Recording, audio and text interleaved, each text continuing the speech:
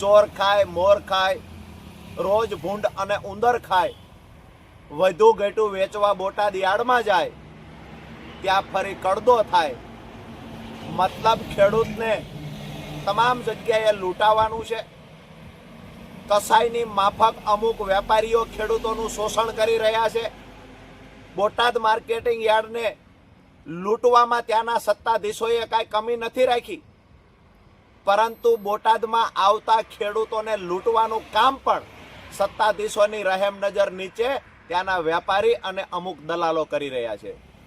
આવતીકાલે 10/10/2025ના રોજ હું રાજુ કરપડા મારા ખેડૂતોની ટીમને સાથે લઈ સવારે 9 કલાકે મૂળીથી રવાના થાય.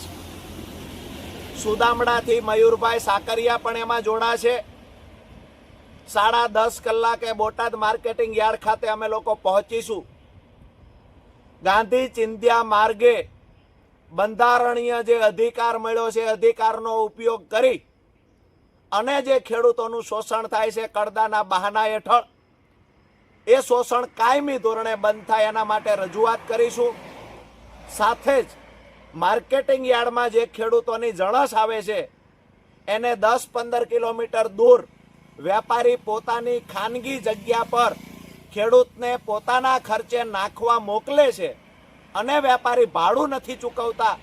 ત્યાં વેપારીને ખાનગી જગ્યા પર જ્યારે ખેડૂત જાય ત્યારે એને દબાવવામાં આવે છે, ત્યારે ક્વોલિટીના બહાના હેઠળ કડદો કરવામાં આવે. દલાલ અને ઇન્સ્પેક્ટર ક્યાંક ને ક્યાંક વેપારીની ફેવર કરે છે. જીનની જગ્યા પર ગયેલો એકલો ખેડૂત આ બધાની સામે અવાજ ઉઠાવી શકતો નથી. એટલે કાયમી ધોરણે એક તો કડદો બંધ થાય.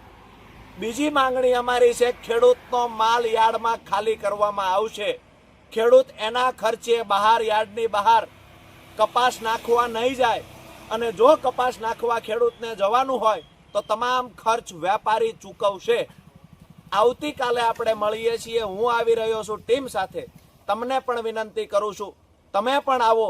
બોટાદ માર્કેટિંગ યાર્ડના સત્તાધીશોને એમની ઓકાતનું ભાન કરાવવાનો દિવસ એટલે 10/10/2025. કાયમી ધોરણે કડદો બંધ કરાવી ખેડૂતોની લૂંટ થતી અટકાવવાનો દિવસ એટલે 10/10/2025. મળીએ છીએ કાલે સવારે 10:30 કલાકે.